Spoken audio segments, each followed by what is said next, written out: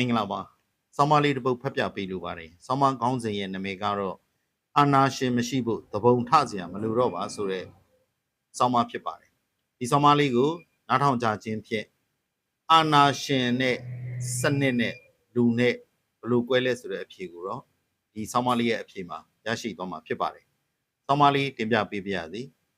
အာနာရှင်မရှိဖို့သဘုံထစရာမလိုတော့ပါကျွန်တော်တို့နိုင်ငံမှာစစ်အာဏာရှင်ဆိုတဲ့စကားဟာအလွန်တာသွားပါတယ်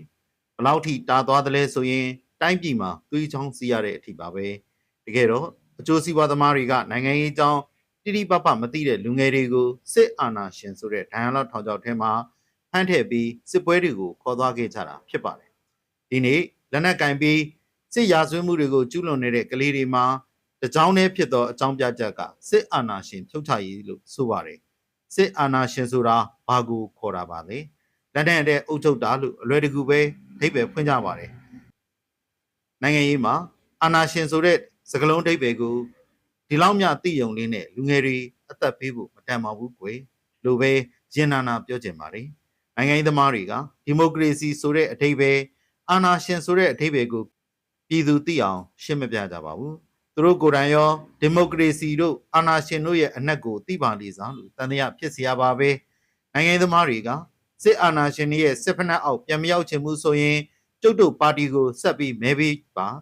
ဆိုပြီးနိုင်ငံရေးရာဇဝတ်မှုကိုလွယ်လွယ်ကူကူနဲ့ကျူးလွန်ခဲ့ကြတာပါ။ဘာကြောင့်နိုင်ငံရေးရာဇဝတ်မှုလို့ပြောရလဲဆိုရင်မြန်မာနိုင်ငံရဲ့ institution ဖြစ်တဲ့တပ်မတော်ကိုမြန်မာနိုင်ငံသားတူဦးကဓာတ်ရိုက်ပုတ်ကတ်စော်ကားတဲ့စကားဖြစ်နေလို့ပါ။စစ်တပ်မုံဒီရေးတီသာလူထုနိုင်ငံရေးလို့သွေးသွင်းစကားတွေနဲ့ပြိုးထောင်လာခဲ့တဲ့နိုင်ငံရေးဟာအလွန်အောက်တန်းကျတဲ့နိုင်ငံရေးဖြစ်ပါတယ်။မိမိတို့ပါတီတည်မြဲရေးအတွက်အဆုံးစွန်တက်ရှို့ဝါဒဖြန့်တာမျိုးမလုပ်ကောင်းပါဘူးအပေါ်စားစကလုံးတွေနဲ့အမြင့်ဆုံးနိုင်ငံတော်ရဲ့အာဏာကိုချိန်ရတာဖြစ်လို့အနုလက်နဲ့ရွှေကနှိုက်ကြတာလို့တင်စားရမှာဖြစ်ပါတယ်နိုင်ငံရေးသမားတွေတမိုင်းကိုအကြောင်ရိုက်ပြီးပြည်သူတွေရဲ့ယုံကြည်မှုကိုအချောင်နှိုက်ခဲ့တာများပါပြီနိုင်ငံရေးသမားတွေသွေးထုတ်လို့ယူနီဖောင်းစိမ့်စိမ့်ဝတ်ထားတာမြင်တိုင်းအာဏာရှင်လို့နားလေတဲ့အထိဖြစ်လာပြီးအခုလိုမြမသဘုံအသစ်တွေဖြစ်ပေါ်လာတာဖြစ်ပါတယ်စစ်အာဏာရှင်ပဲပြောပြောအာဏာရှင်ပဲဆိုစုအာဏာရှင်လို့သတ်မှတ်နိုင်တဲ့အင်္ဂါရဲ့ရှိနေရင်အဲ့ဒါဟာအာဏာရှင်ပါပဲတိုင်းပြည်ရဲ့ဥပဒေပြုရေးတရားစီရင်ရေးအုပ်ချုပ်ရေးအာဏာ၃ရပ်လုံးကိုလူတူးတွေကကင်ဆွဲထားရင်အဲ့ဒီလူဟာတိုင်းပြည်ရဲ့အာဏာရှင်ပါပဲတအုပ်ဆံမိုင်းပရိသေခရစ်မှာ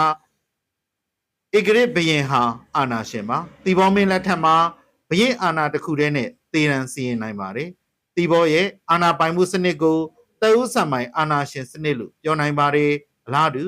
မဆလာခင်မှာဥနေဝင်းဟာအာဏာ၃ရပ်ကိုဆွဲကင်ထားနိုင်ပါတယ်ဥနေဝင်းရဲ့မဆလာစနစ်ကိုတပါတီအာဏာရှင်စနစ်လို့ပြောနိုင်ပါတယ်ဒီလိုပါပဲစေအုပ်ချုပ်ရေးခင်မှာဦးတန်းရွှေဟာအာဏာ၃ရပ်ကိုဆွဲကင်ထားတဲ့အတွက်ဦးတန်းရွှေရဲ့စေအုပ်ချုပ်ရေးစနစ်ဟာ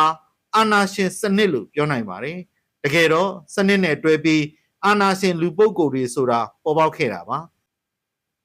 စနစ်တစ်ခုစီအတွင်းမှာဥဆောင်သူလူပုဂ္ဂိုလ်တွေဟာအာဏာရှင်ဖြစ်လာနိုင်ပါတယ်စနစ်ရဲ့ပြင်ပမှာအာဏာရှင်လူပုဂ္ဂိုလ်မရှိပါဘူးပြောချင်တာကအာဏာရှင်ဆိုတာလူပုဂ္ဂိုလ်မဟုတ်ပါဘူးဘယင်တီဘောဦးနေဝင်းဦးတန်းရွှေဆိုတဲ့လူပုဂ္ဂိုလ်တွေဟာအာဏာရှင်မဟုတ်ပါဘူးစနစ်နဲ့လှုပ်ဟန်ကသာအာဏာရှင်ဖြစ်ပါတယ်ရှင်းအောင်ထပ်ပြောပါမယ်ဘယင်တီဘောဦးနေဝင်းဦးတန်းရွှေဆိုတဲ့လူပုဂ္ဂိုလ်တွေဟာအာဏာရှင်မဟုတ်ပါဘူးစနစ်နဲ့လှုပ်ဟန်ကသာအာဏာရှင်ဖြစ်ပါတယ်ဒီမိုကရေစီစနစ်ဆိုတာတူးတယောက်တည်းအုပ်ချုပ်မှုကအများကြီးအုပ်ချုပ်မှုလူများအုပ်ချုပ်မှုကိုပြောင်းလဲခြင်းဖြစ်ပါတယ်ဒီမိုကရေစီစနစ်မှာလွတ်တော်တရားရုံးအစိုးရအဖွဲ့တွေကိုအာဏာခွဲဝေပေးထားပြီးအပြန်အလှန်ထိန်းချောင်းစေပါတယ်ကျွန်တော်တို့မြန်မာနိုင်ငံမှာ2008ဖွဲ့စည်းပုံအခြေခံဥပဒေနဲ့အတူဒီမိုကရေစီစနစ်ကိုပြောင်းလဲခဲ့ကြပါတယ်2008ခြေဥမှာဒီမိုကရေစီရဲ့အင်္ဂါရပ်တွေဖြစ်တဲ့ရွေးကောက်ပွဲလွတ်တော်တရားရုံးနဲ့အစိုးရဆိုတဲ့ဒီမိုကရေစီကြောရိုးတွေခိုင်ခိုင်မာမာရှိပါတယ်ဒါကြောင့်ဖွဲ့စည်းပုံအခြေခံဥပဒေအားဖြင့်အာဏာရှင်စနစ်ကိုပယ်ဖျက်ပြီးဖြစ်ပါတယ်ပြန်ပြောပါမယ်ဖွဲ့စည်းပုံအခြေခံဥပဒေအားဖြင့်အာဏာရှင်စနစ်ကိုပယ်ဖျက်ခဲ့ပြီးဖြစ်ပါတယ်2010ခုနှစ်မှာ2008ခုနှစ်ခြေဦးနဲ့အညီရွေးကောက်ခံဦးသိန်းစိန်အစိုးရဖြစ်ပေါ်လာပါတယ်ဦးသိန်းစိန်အစိုးရလို့ဆိုသည့်အတိုင်း ဥပဒေပြုအာဏာတရားစီရင်မှုအာဏာတွေဟာဦးသိန်းစိန်ရဲ့အုပ်ချုပ်မှုအာဏာပိုင်အစိုးရအဖွဲ့ကိုအပြန်အလှန်ထိန်းချောင်းပြုပါတယ်။ဒါသည်ပင်လင်ဒီမိုကရေစီရဲ့အနှစ်သာရဖြစ်ပါတယ်။သိမယ်ဆိုရင်2008ခုနှစ်ခြေဥကိုပြည်သူတွေအတိပြုပြီးကတည်းကစစ်အာဏာရှင်စနစ်ချုပ်ငြိမ်းခဲ့ပါပြီ။ဦးသိန်းစိန်ဒီမိုကရေစီအစိုးရခေတ်ဟာဒီမိုကရေစီနဲ့အတူအာဏာရှင်စရိုက်လက္ခဏာတွေဟာမြန်မာပြည်မှာပြက်ပြယ်ခဲ့တာသိတာပါလေ2015ခုနှစ်မှာမြန်မာနိုင်ငံရေးအပြောင်းလဲဖြစ်ခဲ့ပါတယ်အာဏာရှင်ကိုမကြိုက်တဲ့နိုင်ငံရေးသမားတွေအာဏာရလာပါတယ်အာဏာရှင်ဆိုတာကိုခါခါတီးတီးမုန်းကြသူတွေဖြစ်လို့ဒီမိုကရေစီပိုပြည်ပြန်လာလိမ့်မယ်လို့မျှော်လင့်မိခဲ့ကြပါတယ်ဝမ်းနည်းစရာကောင်းတာကကျွန်တော်တို့နိုင်ငံရေးကမျှော်လင့်တယ်လို့ဖြစ်မလာပါဘူးဒေါန်ဆန်းစုကြည်ဆိုရမှာလူပုဂ္ဂိုလ်လွှမ်းမိုးမှု100%ဖြစ်လာပါတယ်ဥပဒေပြုရေးတရားစီရင်ရေးတွေမှာပုဂ္ဂိုလ်တူတယောက်တည်းကလွှမ်းမိုးတာလည်းတွေ့ရပါတယ်ဥဘိုကျော်ငိမ့်ပြောသလိုဦးသိန်းစိန်လုပ်ခဲ့တဲ့ decentralization ကဒေါန်ဆန်းစုကြည်လက်ထက်မှာ centralization ပြန်ဖြစ်သွားတယ်လို့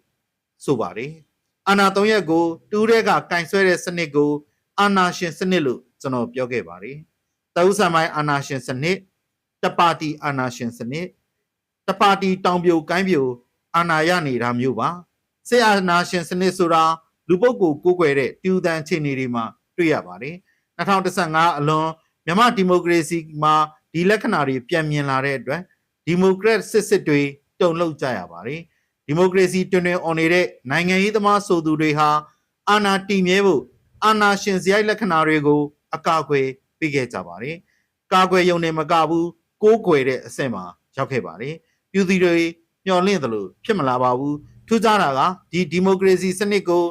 စစ်အာဏာရှင်စနစ်အတွင်းမှာဖြစ်စီစေခဲ့ပြီးအာဏာကိုအများပြည်သူလက်ထဲစနစ်တကျအပ်ခဲ့တာမျိုးဘယ်နိုင်ငံမှမရှိခဲ့ဘူးပါဘူးမြန်မာနိုင်ငံရဲ့စစ်အာဏာရှင်စနစ်မှာပင်တရားသူကြီးချုပ်ရှေ့နေချုပ်တရားရုံးအဆင့်ဆင့်တွေရှိနေခဲ့တယ်ဆိုရာသတိရရင်မြန်မာစစ်အာဏာရှင်အတွင်းမှာပင်ဒီမိုကရေစီဖြစ်တည်စေခဲ့တယ်ဆိုတဲ့